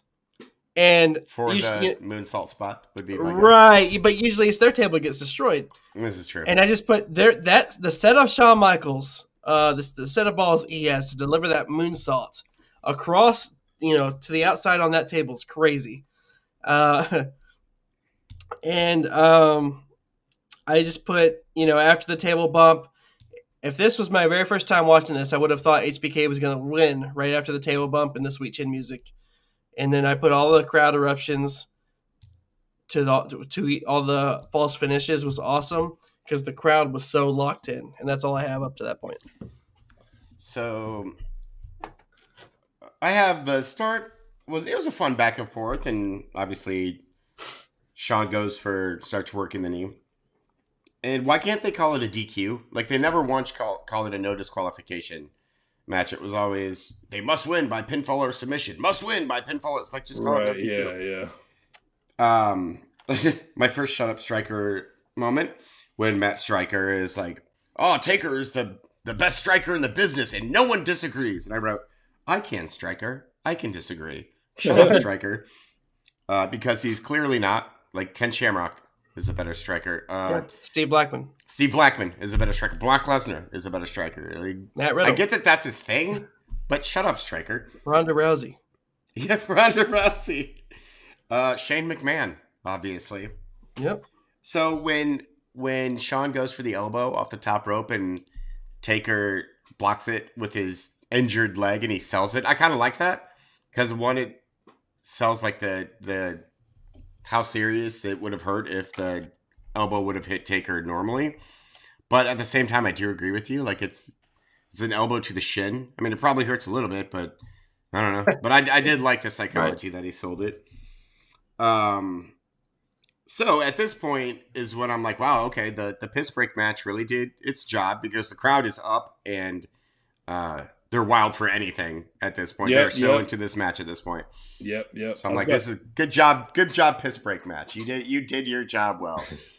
And then I got mad at the Slim Jims because again, there's Slim Jims all over the place. Slim Jim WrestleMania. I will say that this is my favorite moonsault in history. He misses it by just a little bit. Like, he kind of lands on Taker's legs a little bit. But I agree, like, the balls to do that, especially when you're 45 years old. Like, Dirty, can you imagine standing up on a top rope? And just doing a backflip and landing about 10 feet that way. Yeah. Yeah, Jesus. absolutely not. I need to remind me to do that next time. Yes, we'll set up a table for you. We can get up there, And then Matt Stryker, this is my biggest shut up moment, and I include Jerry Lawler in this, is after Shawn hits one of 50 Sweet Chin Musics, and he goes for the pin, and both of them were like, oh, this is it. This is the end of the streak. Streak's over. And then Taker kicks out at 2 and 2 3/4. I'm like, shut the fuck up, you idiots. Like, why are you doing that? I hate it when announcers do it. It fucking drives me insane. Michael Cole was far and away the best announcer in this match because he didn't do shit like that. Oh, that's it. Shawn Michaels' career's over. He's never kicking out. Oh, he's passing out right now. He's already passed out. It's over. Just ring the bell. Shut the fuck up. I got so mad. And that's what I have up until the end. All right, let's get to the finish here. Wrap this thing up. The crowd is starting to go crazy here. Undertaker is standing over Shawn as he starts to wake up. He pulls himself up on Undertaker's boots and tights. And, Taker tells him to stay down. You see the famous Shawn crawling up. Undertaker's telling him to stay down.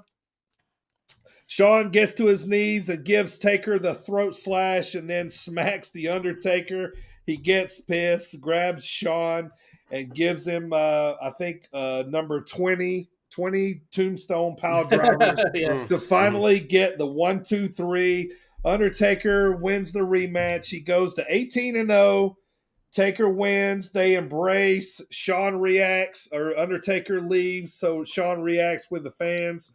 Kind of gives his wave goodbye. And I'll go ahead and put this in there. Is all I had for the wrap up is Shawn would show up on the Monday after WrestleMania and officially retire. We know he would come back and wrestle again later, but it was pretty good stuff there, boys. So quickly, let's rate this thing, man. Talk about the finish. Yeah, so the finish for me, I just put great storytelling at the end. Also, I'm pretty sure because the Undertaker took down the straps before that last tombstone. Whenever he picked up for the last tombstone, I'm pretty sure Shawn Michaels. Oh no, it was whenever Shawn Michaels was clawing back up, and he had his face in Undertaker's belly button. Yep. I'm pretty sure Shawn Michaels got a whiff of Undertaker's belly button. So other than that, Taker put some stank on that last tombstone. Yes, he did. Definitely did. And then I said he's always good at selling, like the stumbling around after the match. It was so good.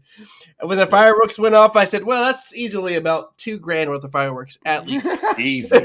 Yeah, easy. And then I just put, for me, going back to that moment in wrestling, it was, I don't recall particularly what year it was. What was it, 2009? 18. I'm sorry. What did I write down here? 2008? 10. 2010. So anyway, for me, I personally, at that time, was not ready for HBK to retire. I'm such a big fan of his, but he had such a great career. But no, this was a great match. So this is one of my favorite endings to a match of all time, just because it kind of encapsulates everything that's so legendary about these two particular performers. You have Taker not wanting to beat up Shawn anymore, just being like, come on, man. Like, you're clearly beat. And then Shawn defiant till the end, like slapping Taker in the face, which pisses Taker off. Then he puts him away for good. I fucking loved it. He's like, all right, I'm going to put you down for good. He's like, okay, Shawn. Yeah. Slap me in the face. Yeah. I'm going to sniff more gooch. So then I loved Shawn's line. He gets a great ovation. he doesn't draw it out like there's no,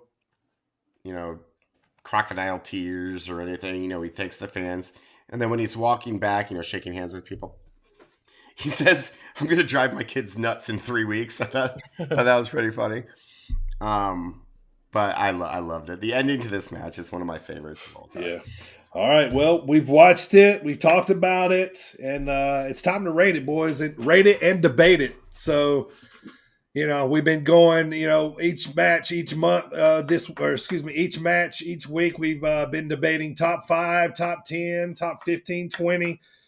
Where do you guys put this here quickly? Primo? Top 10. I say top 10 because it was one of the better matches from Undertaker, and it was HBK's last his retirement match. Also, it would have been one of the greatest match of WrestleMania if it wasn't for the year prior. So gotcha. I'd say it was top 10 just due to the historical value, and it was just amazing. Okay. AJ? I will go with top 6. Oh, so mainly not because 5, so it's 6. It's yeah. Because I also agree. I think their match the year prior was actually better, but I like the story in this more, and I love the ending in this more. So yeah, gotcha. I'm gonna say top 6 matches of all time. I love this match so much. Yeah, I liked it too. I couldn't go top 10 with it, and top 20 was too high. So I'm gonna stick at top 15. The match the year before, I think, is better and higher than this one. But this one, I think, I'm going to stick top 15. Told a lot of stories. They got their stuff in. It was a great main event. A Shawn Michaels, one of the best ever. He's on a lot of people's Mount Rushmores. You know what I mean? So, top 15 is where I'm going to stay on that. So, well, that was fun, boys. That is our last Famous Mania match for the month of March. Next week, we get started with the month of April. We're going to be talking about famous NWA and WCW matches. And we're going to kick it off, boys, next week with Ric Flair versus Ricky Steamboat from the Chi-Town Rumble in 1989. So, good year. So that's going to be a good one, man. So looking forward to that. So that's going to do it for the drop. Yeah. So that's going to do it for the Dropkick discussion for this week. It's time to head on now to our interview for this week. This is Space Jesus Billy Starks, and you're listening to Sit Down Marks podcast with Primo, DB, and AJ. All right, today's interview, our last interview of the month. We brought you 5 different interviews as promised. This is the 5th one of the month. This one I had a lot of fun with. This guy's been wrestling for the promotion that me and AJ us work for, Iron Spirit Pro, for quite a while. And he is on a ton of other promotions in the Midwest. Sabotage, Sean Logan. Yeah, I mean, you're going to love this guy after you hear this interview, man. He is as hungry as they come. He wants it all in the business. He wants to learn the right way. Primo, man, like we talked about, man, this guy is everything you want to see in a up and young coming wrestler, right? I'm not going to spoil it, but just make sure you keep your ears peeled for whenever he talks about his origin story, really, his wrestling origin story. It is awesome. I was just very excited listening to it, and it's so cool. It just really is cool. And he was a great guy to talk to. Can't wait to have him back on the show. We definitely will have him back on. And he's an overall good guy and good conversation. Yep. All right, let's get to it. Here's our conversation with Sabotage, Sean Logan.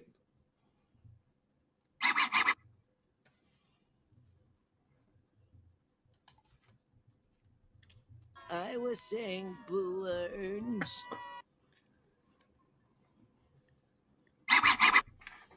All right, man. Right there, you heard it, man. He is a hungry, independent wrestler. You're going to see this guy on your TV, whether you like it or not. I mean, you heard me tell him, man. I think this, he's got that it factor to me. I think he's going to be one of the guys, man. Me and AJ always have fun talking to him when he comes down to wrestle at Iron Spirit Pro. This kid's going to be something, man. And I was glad to finally get him on the show here. He is one of the ones that we always like to kind of search out a little bit so we can say hi, talk to. He's a cool guy. Yeah, yeah. Well, he's usually come to us already by the time we get there because he's just one of those nice guys, man, and always have fun seeing those guys. Him and Gunner both, man, in the 815 tag team. So thank you, Sean Logan, for coming on the pod, man. Check out Sean Logan on all his social medias and check him out on those independent wrestling shows. You're going to see him more and more there. So, all right, it's time to move on to our champions draft.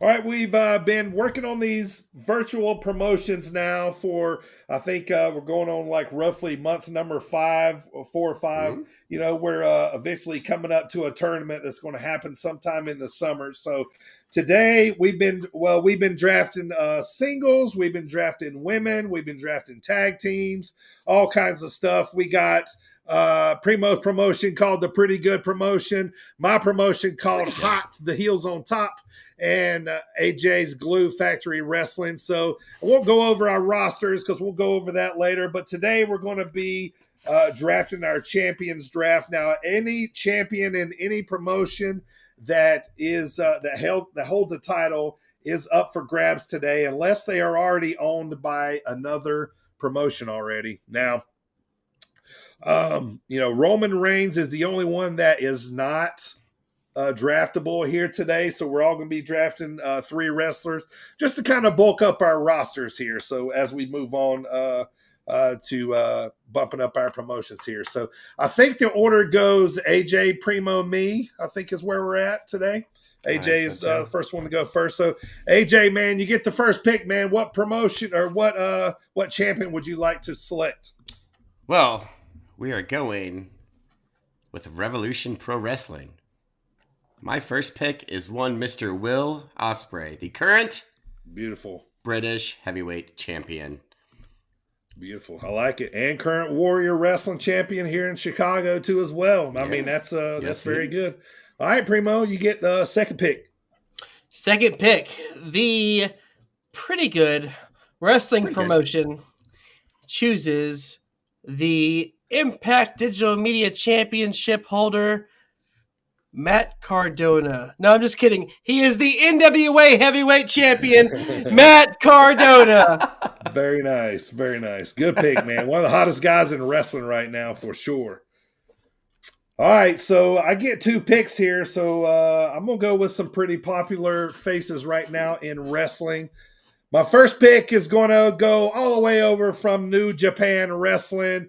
He is the one and only Okada. Give me Okada with my first pick. I'll take him. Katsuchika Okada is the New Japan Pro Wrestling IWGP champion right now. So I'll take him as my first pick. And with my second pick, coming back here a little closer to home, man, I'm going with that Cowboy Shiznit. Give me Adam Page, the AEW champion. I'll take him as my next pick. So as my first pick in round number 2. So AJ, back to you, Primo, back to you for your second pick. That was a nice pronunciation, by the way. Hey, I try. That was good. Yeah, I practice. I would have butchered the shit out of that. Yeah. So I think never mind. You took her already. I was going to take one. Man. How about we go with, you know what? I'll take him. I have MSK, so this would be a good take. Impact champion. He's an X Division champ, Trey Miguel. Very nice. Reunite with MSK. Very good. Very good. All right, back to you, AJ, for your last 2 picks. Last 2 picks here. We're going to go to AEW as well. I think she's still available, but I can't see anyone having taken her already. The AEW Women's Champion, Thunder Rosa. She is already Is she gone? Yeah, she's on the Pretty Good Wrestling promotion. Fuck. I was wondering about that. Fine, we'll take... tag teams are also available. Any champion. We'll take TBS champ, Jade Cargill. I believe she's already been taken too. She's on the Heels on Top promotion. You fucking douchebags. Yeah. Okay, well, in that case, let's go with... I can't take Jurassic Express either because I believe they're already gone. RK Bro, are they still a thing? No, You actually have Jurassic Express already. Yeah, I thought so. I got RK Bro. Yeah, RK Bro You didn't is do out. your homework. Yeah, I didn't look at these before. We're gonna take Brock Lesnar. I have him. You know what? I've got a good one. I'm gonna take Dan Lambert as the co-TNT champion. Is that your first pick? Fuck it, you can have him. Yes. That's your first one, right? Yeah, that's your first one. And then my second one. Fuck, I don't even know who. You got Ricochet, Carmelo Hayes. We got. We're gonna go with Carmelo Hayes. Actually, there you go. All right, Carmelo Hayes. I wasn't ready to come back to me, honestly. Who is the United States champion right now? Finn Balor, who is taken. Finn Balor, who's already taken. Yep. That's what I thought. Yeah, he's already taken. Yep. Oh man! By the old glue factory. I'll tell you somebody that you can have that I don't think anybody has. John Moxley's out there. He's the GCW champion, is he not? That's a good. Well, I thought about that, but I wasn't sure if he was an actual champ. I said of any. I believe he is. I'm going to take him then. He's on. I'll trade you Dan Lambert for John Moxley. I forgot that. I just took John Moxley as my final take for the pretty good wrestling promotion. There you go. And for me, shoot, I was about to take the Good Brothers, but pretty much I got them. All right, for me, I'm gonna take the MLW World Heavyweight Champion. I'm going with Alex Hammerstone. Nice. Yeah, that's a good pick.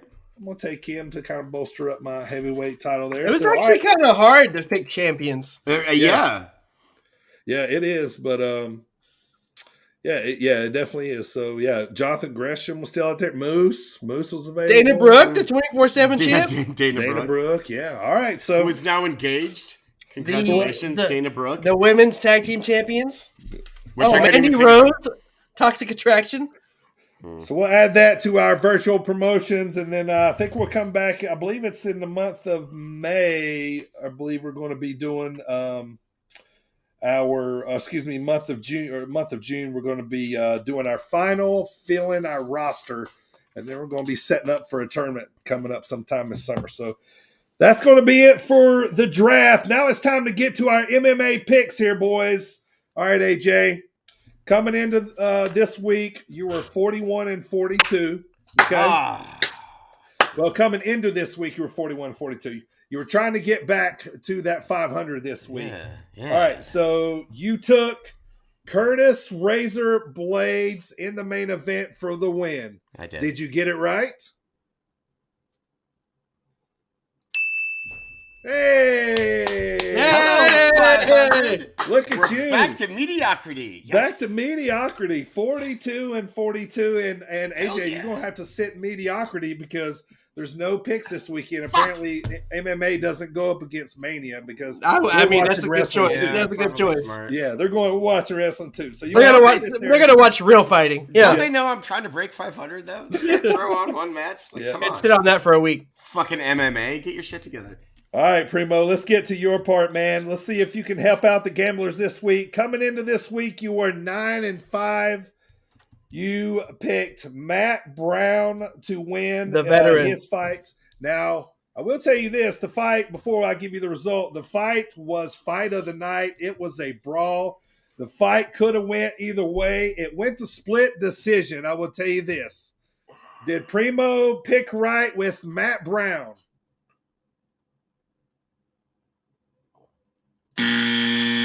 Uh-oh. Man, it could have went either way. I watched it, man. It could have.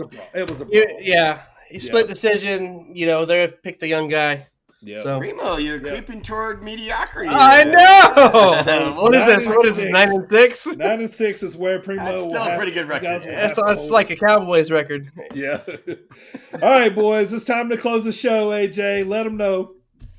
Well, first of all, catch us every Wednesday live right here on the Sit Down Marks YouTube channel. And later on, you can catch the audio versions wherever you get your podcast. We're on there. Go check them out. Also, we would really appreciate it if you gave us a 5-star review if you love the pod, or even if you don't love the pod, give us 5 stars anyways.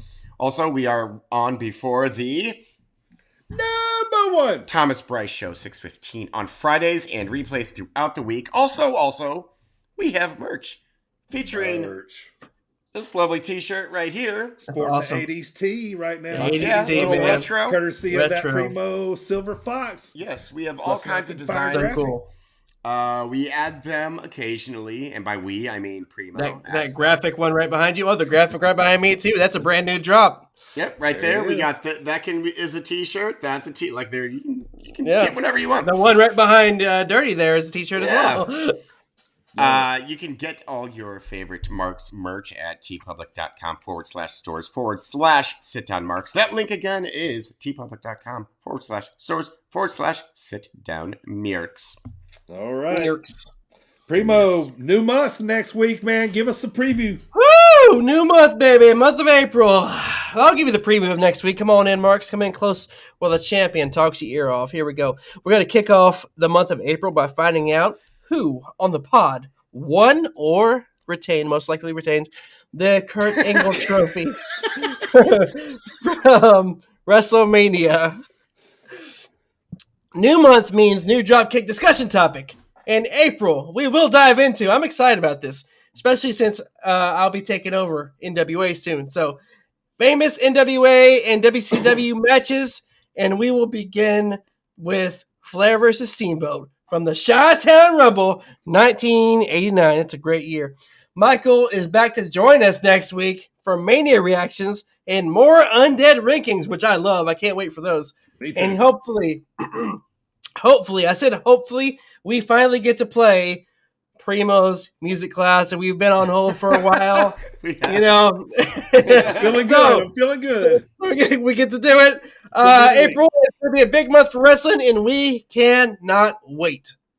Well said. Well said. Before we go home, man, any last notes here? I want to thank Sean Logan for being on the pod. It was cool to get to talk to him, man. Anxious to watch his career progress. Hopefully we can maybe have him and Gunner both on later on down the line. And it was really awesome. So thank you, Sean, for being on the pod, man. Support him when you see him out anywhere. Happy WrestleMania weekend, everybody. On a scale of 1 to 10, real quick, boys, what's your excitement for Mania right now? 7. Yeah, I'll go 7.5. A good solid 7.5. Yeah, I'll stick right there with you too. I think 7 is good. Like, it's excitement nonetheless. It's WrestleMania, no matter what. Right? Yeah, exactly. exactly. Yeah. Like it's like the base is a 6. Right. Yeah, like what I say, we're going to be basically watching 21 to 22 matches here this weekend under 2 days of wrestling. The WWE banner. Yeah, it's going to be crazy. So, you guys got any notes here before we go? I do want to say thank you to A Work in Progress podcast. Go check them out wherever you can also listen to your podcast. They are also our SportsWire brethren. They just recently put out an episode that Primo and I had the pleasure to be on, and those guys Super are cool. Boys, y'all did a good job, man. That was funny. We had a great time. Those guys are super funny over there. It's a really cool listen. So go check them out. A Work in Progress. They're our SportsWire part of our SportsWire family. Yep. It was very, very fun to be on this show. Also, I do have one other note. I don't know if I mentioned it earlier, but the Hall of Fame ceremony is actually on Friday as well, and it's right after SmackDown. And obviously, as we've mentioned before, Hall of Fame ceremony going to be inducting Undertaker, Vader, Queen Sharmell, and Steiner Brothers. Right. Well said. Thanks for including that. Honestly, I don't ever watch it live, but I always go back and watch it. So definitely this is one not to miss with the Undertaker. So, all right, boys. Anything else here before we go home? It's WrestleMania weekend, man. I'm excited for it. Let's get this thing underway. But before I let you guys go, man, I want to ask a question here. So, Seth, are you wrestling Cody at WrestleMania this weekend?